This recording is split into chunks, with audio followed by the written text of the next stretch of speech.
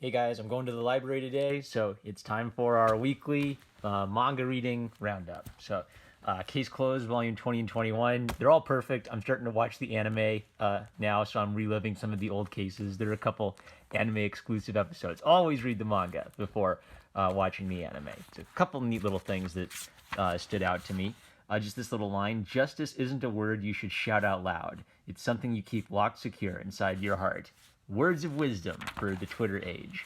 There's also a really interesting story where the kids are getting picked off and Conan disappears, right? And so what's neat about that is the Junior Detective League has always been like this very kiddie, very fun little part of Conan's universe, where yeah, they get into trouble and they get into danger, but those stories are always much more lighthearted, and then stories where Conan's on his own fighting evil are a lot more intense and dramatic. So this puts the little kids into a very intense and dramatic situation where Conan isn't there being his usual competent self. So it has a really great creepy horror vibe to it. It's also noticeable, like, you know, the style suddenly shifts to this very detailed style for the horror elements. That was really impactful.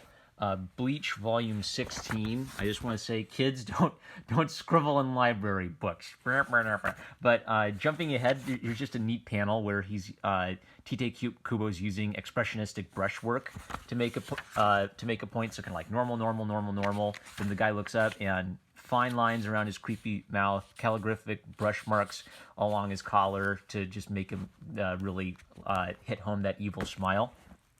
I'm kind of interested how he's just like suddenly introduced 80 samurai characters, and I'm doing a pretty good job keeping up with all of them. It was just kind of a tone shift, right, from like the high school stuff to like, okay, now we're in the Soul Society, and I'm gonna introduce you to all the militaristic structure. He's quite good at using character design and visual tricks to kind of like help you keep everything straight. Next is My Love Story. I reread Volume 2 to remind myself of it, and this is just period my favorite shoujo romance ever. It's so funny. I think my review of the first volume is that this is Kazune Kawahara and Aruko's love letter to masculinity. I'd almost kind of say it's them speaking to young Japanese readers about masculinity and trying to get them to think about masculinity, where Suna, who's a cool guy, kind of represents the new Japanese idol for a man, like dreamy, effeminate, and androgynous, slender, lithe. And Takeo Goda represents an older idea of Japanese masculinity: sumo wrestlers, samurai warriors. And the artist, Aruko, will even play this up and have him like, you know, I'm sure like they're referencing like, you know, Japan's feudal era where one of the feudal lords would say he was strong as the mountain. There's a good movie about whatever that is. But yeah. So they're almost saying to girls, look, don't count out a guy like Takeo Goda just because of his looks. He might have these fantastic qualities where the fact that he's masculinity cranked up to like 120, 200% masculinity.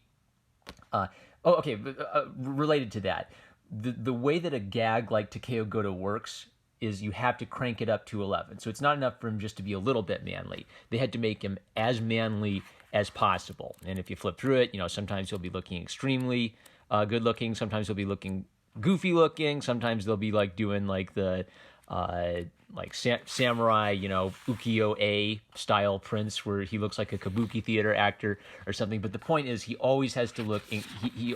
They have to take that effect, and every time you see him, that has to be cranked up. Now, what's interesting about this is Kazune Kawahara, the writer, is also an artist, and she kind of makes the point that this is her drawing of Takeo Goda, and she kind of like jokes to the artist, "Man, he's really hard to draw. I don't know how you do it," and that's kind of like a good point, right? Like, Aruko is doing something to exaggerate Goda's features, so he always has this hyper manly look. But I just kind of thought that it was sweet that Aruko is this good an artist, and it's also a good little example of their working relationship. Not Aruko. Kazune Kawahara is a good artist even as a writer, but all she gives to Aruko is these simple little storyboards, and she says this is actually more detailed than her normal work, with just like a big doofy, you know, empty shape for Takeo and a big doofy empty shape for Sunakara. So I just thought that was really interesting that she is an artist, and she gives her the person who's in charge of the final art like direction on how to pose some things, but she doesn't do any kind of like I don't know, like expressions or anything. It's like the literal, almost like it's more of a diagram than a drawing to indicate what she wants. So that's interesting. I'm always interested to see how writers communicate with their artists. What's it? The team behind Death Note do this too, and the writer draws little like cartoon people. So that's always an interesting little thing for me. Like writers, it never hurts to have that in your toolkit to help you communicate with your artist.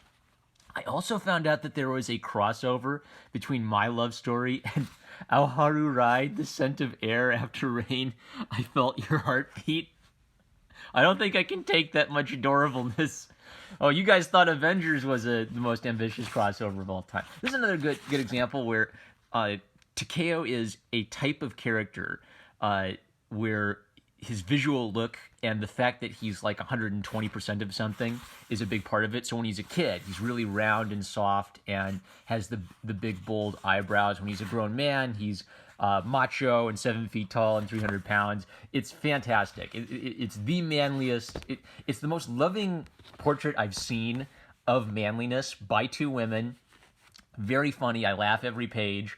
And the fact that the two of them got together at the end of volume 1 and we're actually seeing their relationship develop when they're boyfriend and girlfriend, it's so fresh.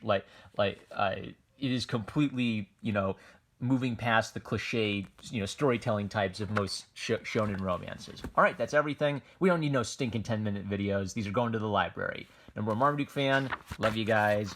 Do not hurt your library books, kids. Catch you later.